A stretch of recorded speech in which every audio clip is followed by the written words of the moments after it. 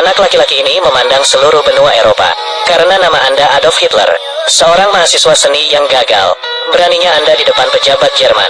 Identifikasi karya seni Anda sebagai karya seni yang tak terkalahkan. Apa artinya? Ini berarti tak terkalahkan. Saya pikir hanya ada satu Hitler di dunia. Pada tahun 1889 iblis datang ke sebuah kota kecil di Austria. Ayahnya memberikannya kepadanya masa kecil yang brutal. Jadi ketika ayah meninggal setelah dia meninggal, dia hanya melihatnya dengan acuh tak acuh. Pada tahun 1907 Hitler gagal mendaftar ke Akademi Seni. Pada tahun yang sama dia kehilangan ibu tersayang. Kemudian seluruh tubuh Hitler membawa beberapa koin ke jalan. Saat itu, orang Yahudi menduduki Jerman, status ekonomi kritis. Jadi antisemitisme mulai muncul di jalanan. Dan Hitler juga terkena dampaknya, dan menabur benih kebencian. 1914 pembunuhan Adipati Austria, perang pecah. Hitler di Munich, Jerman. Gairah rasial yang dibangkitkan oleh rancangan pidato. Dia tidak ragu-ragu untuk bergabung dengan tentara. Beberapa pertunjukan heroik dianugerahi salib besi. Jerman segera dikalahkan. Dipaksa menandatangani perjanjian Versailles merupakan hal yang memalukan bagi negara. Dan Hitler dibawa ke rumah sakit karena cedera mata, merasa tidak senang mengetahui. Dia percaya bahwa Jerman sangat kuat, tidak boleh dikalahkan. Ini belum selesai. Awal, orang-orang Yahudi kemudian memberlakukan pembatasan ekonomi di Jerman. 90% pekerja di Jerman menganggur. Saat ini, Hitler diberi tugas oleh atasannya. Diam-diam menyusup ke Partai Buruh Jerman. Namun setelah mendengarkan pidatonya, menganggap perkataan orang lain tidak masuk akal. Dia tidak tahan pidato pertama. Suaranya sangat kecil, dan tidak ada seorang pun yang mau mendengarkan, sampai... Apakah ada di antara kalian yang mendengarkan?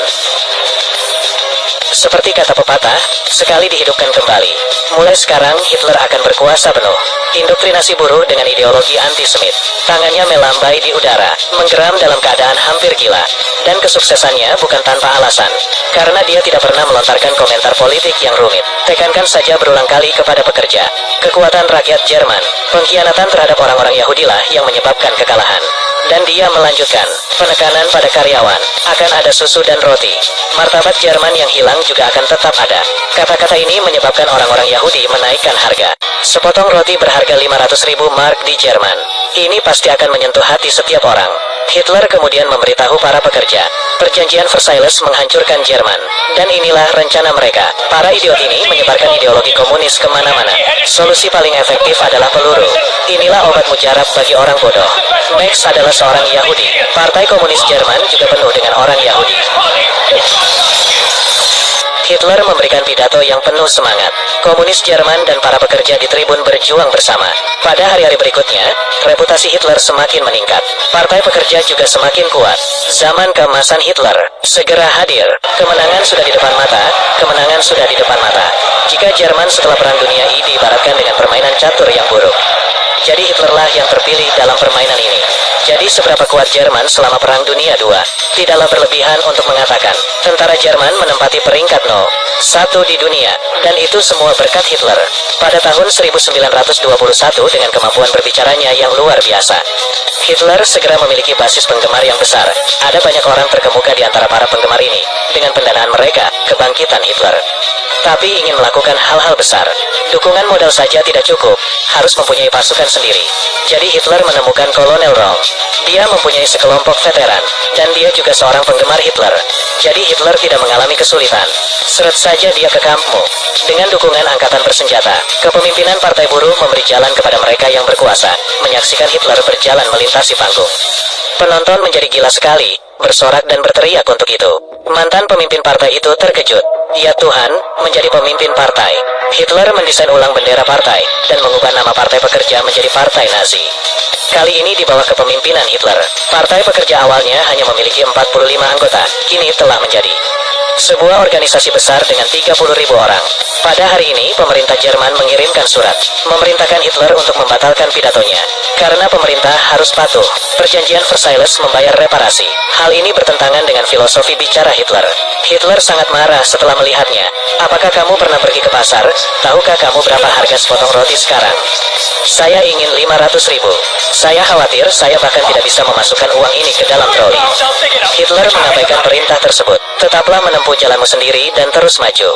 Para pekerja mempromosikan antisemitisme dan gagasan anti-Versailles. Titik balik besar dalam hidup saya. Sejak saya melepas penutup mata, pihak lain juga merasa terancam, memutuskan untuk membentuk pemerintahan baru. Usir kaum fasis. Namun Hitler tidak peduli sama sekali. Kami akan membangun pemerintahan kami sendiri. Serang Munich dan rebut Berlin. Rakyat berada di pihak kita. Nilai tukar Jerman anjlok pada tahun 1923. $1 dapat ditukar dengan 100 juta mark. Oleh karena itu, situasi di negara ini sangat kacau. Namun kekacauan mewakili peluang. Hitler mengambil kesempatan ini untuk melancarkan kudeta, mencoba memperoleh kekuasaan melalui kekerasan, memimpin rakyatnya untuk menyerang pemerintah. Pikirkan filosofi militer yang sama dengan Anda.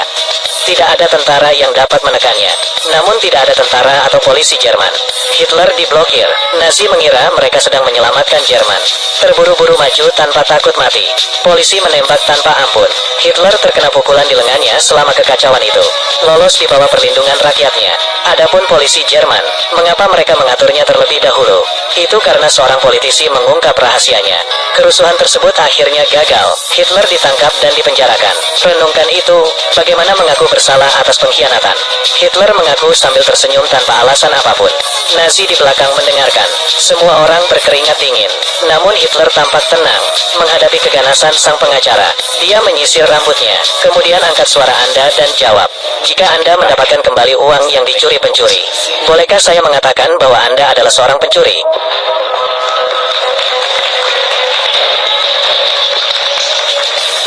Kami dikhianati oleh para penjahat November tahun 1918. Mereka yang mengaku sebagai pemimpin kita. Mereka mengakhiri perang, juga menandatangani perjanjian Versailles. Itu disebut pengkhianatan. Dia mengubah ruang sidang menjadi panggung pidato. Pengacara ingin mengajukan keberatan, namun hakim mengangkat tangannya untuk mencegahnya. Dia membiarkan Hitler melanjutkan. "Jika saya benar-benar bersalah, saya bersalah karena membela hak-hak rakyat Jerman," pidato Hitler. Taklukkan semua orang yang hadir. Pada akhirnya, hakim hanya menjatuhkan hukuman 9 bulan penjara. Hitler kemudian tinggal di penjara mewah. Para penjaga penjara bangga atas pelayanannya.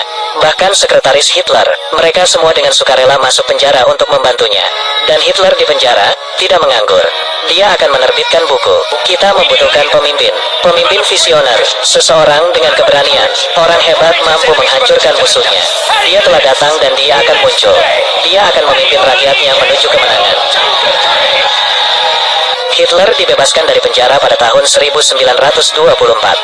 Semua tahanan di penjara, atau bahkan seorang petugas, para pengikutnya. Tapi Hitler dibebaskan dari penjara, jangan kembali ke politik. Alih-alih tinggal di pedesaan dan membuat rencana secara diam-diam. Waktu pemilihan presiden tahun 1925 segera tiba. Hindenburg terpilih sebagai presiden. Partai Nazi berada di Reichstag saat ini, hanya 3 kursi. Hitler kembali pada tahun yang sama. Dia hanya menggunakan 2 kalimat. Biarkan saja partai Nazi tercerai-berai, bersatu kembali satu sama lain. Setiap tindakan dimulai dari saat ini. Aku bertanggung jawab. Saya siap mengundurkan diri jika saya gagal. Jika saya gagal total, bungkus saja tubuh saya dengan bendera Nazi. Hidup kemenangan, panjang umur kemenangan. Dengan pidato Hitler yang tiada henti, berjanjilah bahwa setiap rumah akan mendapat roti, selalu menggoda orang yang berkuasa. Untuk masa depanku, di bawah aktivitasnya yang beragam, Partai Nazi dengan cepat memenangkan kursi di Reichstag, meningkat dari semula 3 menjadi 107, menjadi partai terbesar setelah Republik Weimar, dan jumlah orangnya masih terus bertambah. Hitler juga memperoleh kewarganegaraan Jerman dalam prosesnya, membuka jalan untuk menjadi presiden masa depan. Namun Anda tidak bisa mengambil satu langkah pun ke surga, ingin menjadi Perdana Menteri terlebih dahulu. Namun Hindenburg tidak bersedia, berikan ruang bagi kaum progresif. Lalu berikan pada belahan jiwanya Slater. Menanggapi langsung Hitler, Partai Nazi meninggalkan Reichstag sebagai protes. Selama periode ini, jumlah kursi Partai Nazi terus bertambah. Tinggalkan 2 baris orang, harus meninggalkan tempat duduknya. Dan kekuatan ini dapat melumpuhkan pemerintah. Hindenburg terpaksa langsung ke pokok persoalan, mengalihkan jabatan kanselir kepada Hitler. Hitler kemudian mengirim orang untuk membakar Reichstag. Biarkan ini menjadi alasannya, mengubah konstitusi secara langsung. Membawa semua hak kembali ke pusat, membuka jalan bagi kediktatorannya di masa depan. Kalau begitu, buatlah alasan. Membersihkan pihak-pihak yang bermusuhan, menyingkirkan mereka yang tidak setuju. Pemimpin Partai Nazi Rom. Führerku. Hindenburg meninggal karena sakit pada tahun 1934. Hitler secara alami menjadi presiden, menjadi pemimpin tertinggi Kekaisaran Jerman. Jerman selama 1000 tahun akan lepas landas. Hidup kemenangan, panjang umur kemenangan. Ini adalah akhir dari film. Jika Anda juga menyukai film jenis ini, ikuti aku dan aku akan memberitahumu.